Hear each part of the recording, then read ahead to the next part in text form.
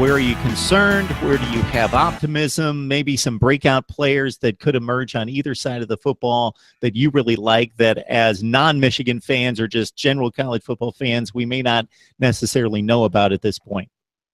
The only unit I'm really worried about, and when I say that, that doesn't mean I think, they're going 12-0, okay?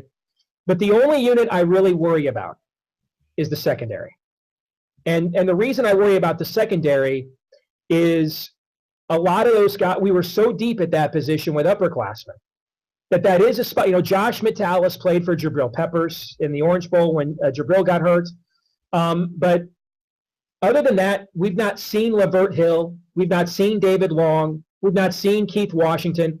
Unlike so many of the young guys, we've seen Devin Bush play. We've seen him dominate on special teams, for example. We've seen a lot of these younger guys on offense, Kakoa Crawford, Eddie McDoon. We've seen all these, Ian Bunting. We've seen all these guys play. We haven't really seen too many of these guys in the secondary yet. Now, I will say this, though. If we asked all 130 Division FBS coaches, if we asked them all, Mark, would you rather have a really good front seven and questions in the secondary, or a really good secondary and questions in the front seven? I promise you, all 130 of them, Mark, are going to choose which.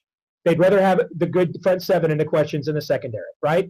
Because it's much easier to get your defensive backs to do their job for 2.5 to 3.5 seconds than it is to artificially produce a pass rush and ask your guy, if you can't get home, ask your guys to do that even in a great secondary for 4.5 to 5. So if you're a Michigan fan, you'd rather have those questions with those guys than the guys up front, right?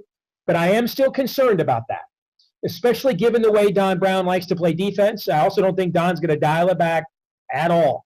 All right, I think we're going to run the exact same scheme we ran before. And so I do worry about communication. I do worry about, guys with heads on their swivels or their heads on a swivel and not making plays in space and giving up a cheap touchdown or two, particularly in the Florida game, where even minus Antonio Callaway, and I think that's a huge loss for them, but they're still going to have other speed guys that if we miss it, if we take a bad angle in space, we're having miscommunication. We're going to have other guys there that can take us to the house and then have an offense that maybe, even if they play well, we shouldn't give up more than 21 points to Florida. And now all of a sudden we've given up 28 points, and that extra touchdown's maybe the difference, right? So that's the one concern that I still have.